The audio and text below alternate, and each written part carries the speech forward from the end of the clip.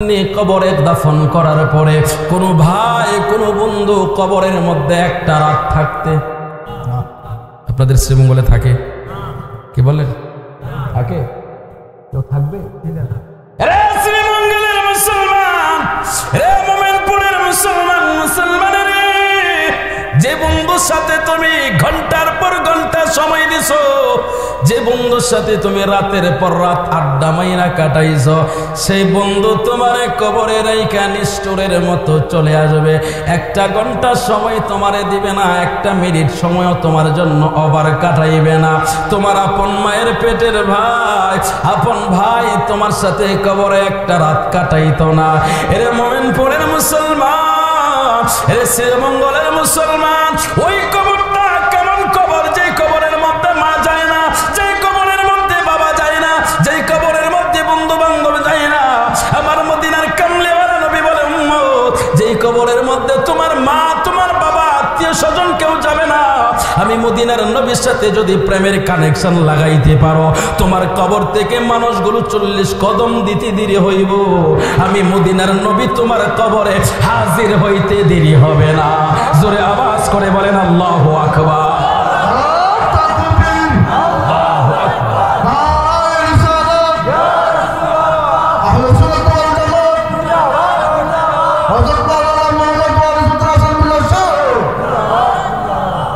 শ্রীমঙ্গলের মুসলমান এবার কান খুলে শুনে রাখুন যেই কবরের মধ্যে বন্ধু বান্ধব যাবে না যেই কবরের মধ্যে আপন ভাই যাবে না বাবা যাবে না যেই কবরের মধ্যে আপনার সাথী হবে মদিনার নবী সেই নবীর ইজ্জতের চাদর ধরে যদি কেউ টান দেয় আমরা মুসলমান বসে থাকবো না সহ্য করবো না কথা বলেন ঠিক কিনা দরকার হলে যুদ্ধ করবো তবু নবীর শান এই জমিনের মধ্যে আমরা প্রতিষ্ঠা করবো নবীর পক্ষে লড়াই কে কে রাজি আছেন দুই হাত তুলে আল্লাহকে দেখা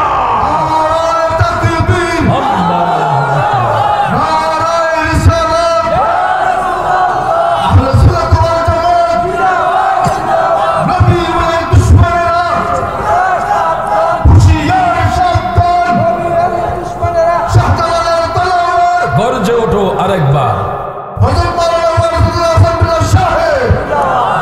আমার মনে জল্পনা কল্পনা নবী যাব আমি সোনার মদিনা আমার মনে জল্পনা কল্পনা নবী যাব আমি সোনার মদিনা হায় হায় যাব আমি সোনার মদিনা বলো যাব আমি সোনার মদিনা আমার মনে জল্পনা কল্পনা নবী যাব আমি সোনার মদিনায় আমার মনে জল্পনা কল্পনা নবী যাব আমি মনটাই আমার অনেক খুশি নবীজিকে ভালোবাসি মনটাই আমার অনেক খুশি নবীজিকে ভালোবাসি ভালোবেসে তৃপ্তি মিটে না হায় হায় বলো তৃপ্তি মিটে না আমার মনে জল্পনা কল্পনা নবী যাব আমি সোনার মদিনা হায় হায় যাব আমি সোনার হায় হায় যাব আমি নাই আমার মনে জল্পনা কল্পনা নবী যাব আমি সোনার মদিনা ডান হাতটা উঁচু করে বলেন না ইয়া রাসূলুল্লাহ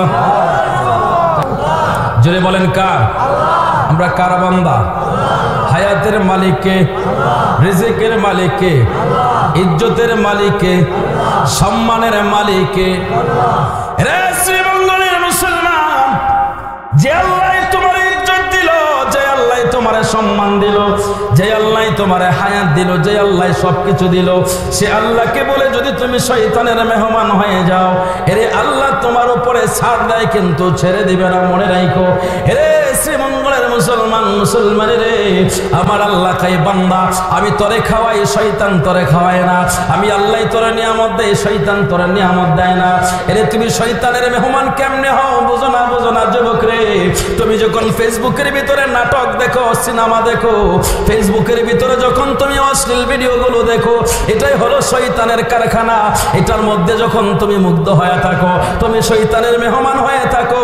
এই যে জান্নাতের বাগান সাজানো হয়েছে, এই জান্নাতের ভিতরে যতবার সুবহানাল্লাহ বলবা, আলহামদুলিল্লাহ, আল্লাহু আকবার বলবা, এই সওয়াবগুলো আমার আল্লাহ তোমার বাবার কবরে, তোমার দাদার কবরে, তোমার আত্মীয় স্বজনের কবরে আল্লাহ ট্রান্সফার করে দেবে। ওই কবরবাসীরা কবর থেকে শান্তি পেয়ে তোমাদের জন্য দোয়া করবে।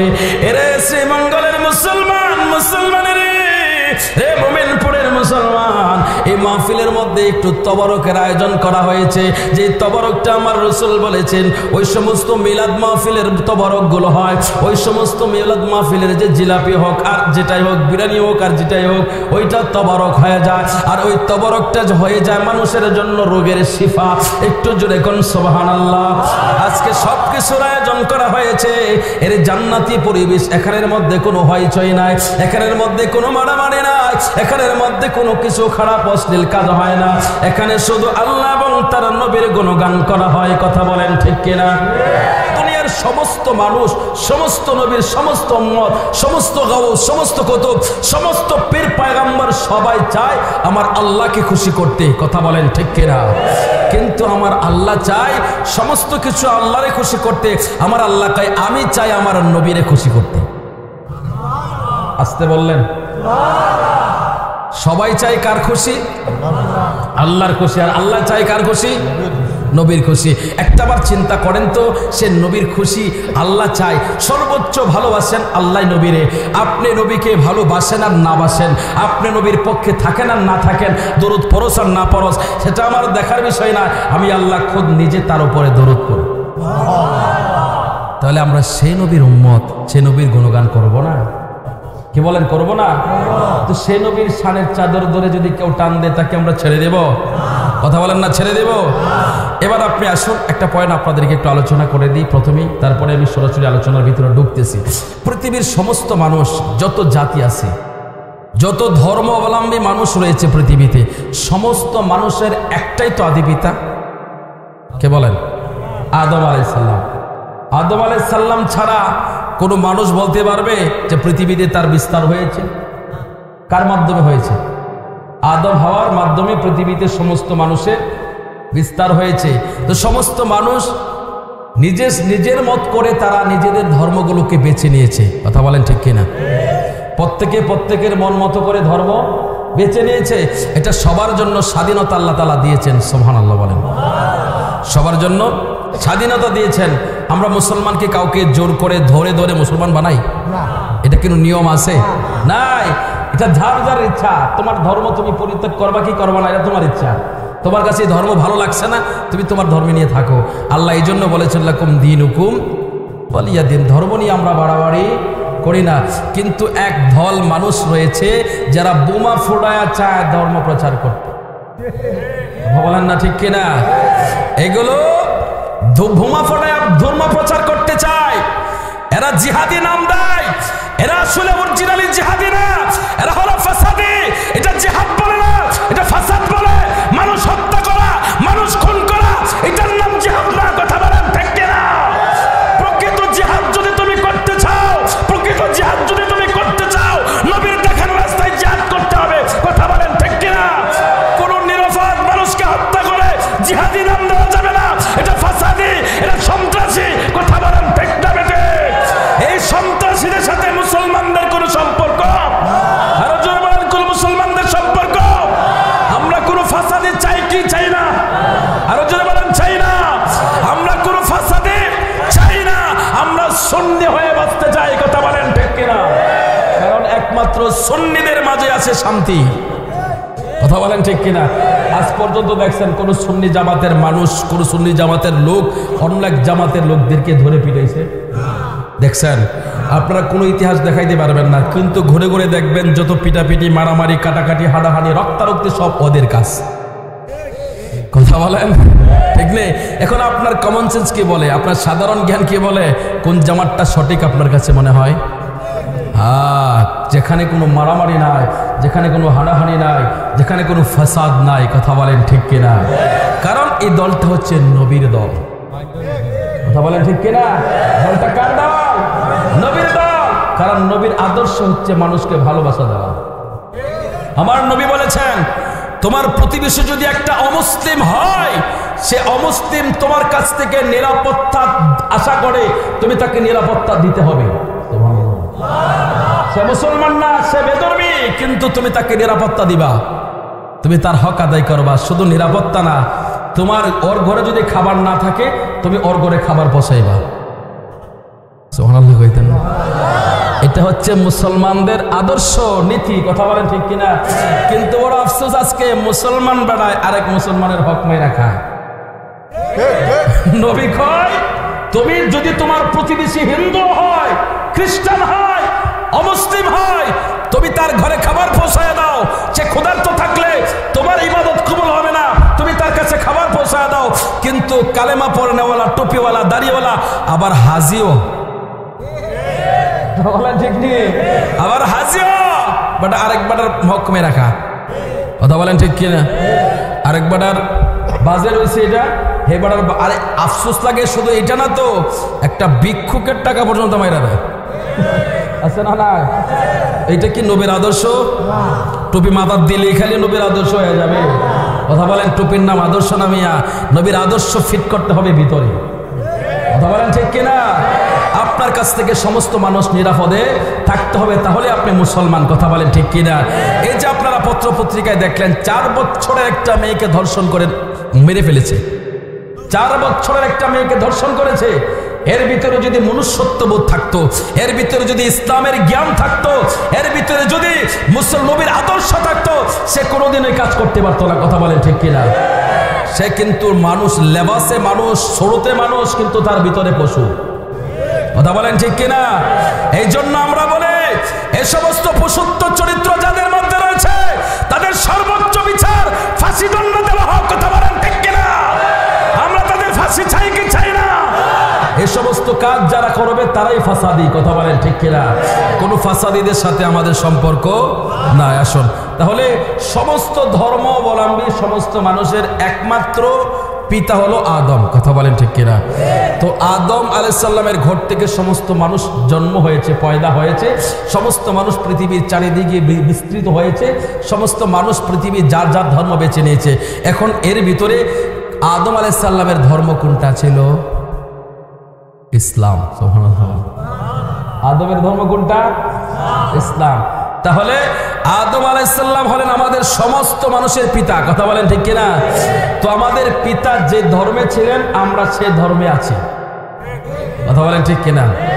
এরপরে আল্লাহ কোরআনে বলেন, বিসমিল্লাহির রহমানির রহিম, আল ইয়াউমা আকমালতু লাকুম দীনাকুম ওয়া আতমামতু আলাইকুম নি'মাতি ওয়া রাদিতু লাকুমুল ইসলাম দীনা।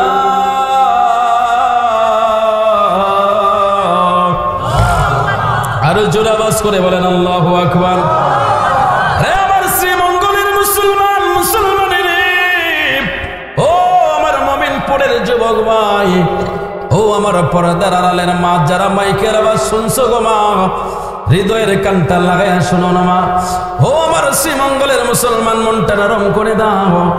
আমার আল্লাহ তাআলা যখন এই আয়াতে কারিমা নাজিল করে দিলেন, ইহুদিরা ডেকে বললেন, রে মুসলমান, ও নবীর সাহাবীরা শোনো, যে আয়াতে কারিমা আল্লাহ তোমাদের উপরে নাজিল করেছে, যদি আমরা ইহুদির উপরে সে আয়াত নাজিল করতো, ওই দিনটাকে আমরা ঈদের দিন বানাইতাম। একটু আওয়াজ করে কি বলা যাবে? আল্লাহু আকবার। শ্রীমঙ্গলের মুসলমান, মুসলমানের, এই আয়াতে কারিমা নাজিল হয়ে গেল। আমার আল্লাহ আল্লাহ বলেন দিনকে তোমাদের জন্য আমি কমপ্লিট করে দিলাম। আর আমার মনোনীত দিন হলো ইসলাম, এই ইসলামকে আমি আজকে কমপ্লিট করে দিলাম।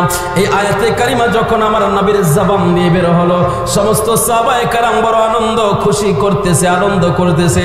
আজকে আমার আল্লাহ দিন কমপ্লিট করে দিয়েছে, আমরা দিন কমপ্লিট পেয়ে গেলাম।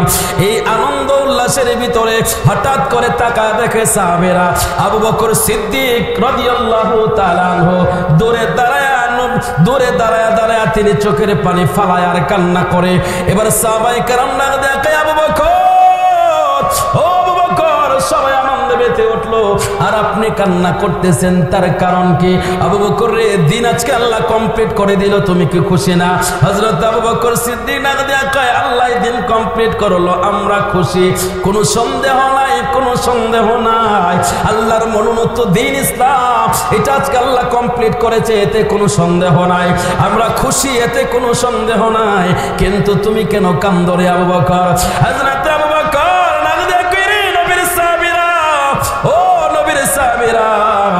এই দিন কমপ্লিট হওয়া মানে তোমরা বুঝনি? বলে না, বুঝলাম না।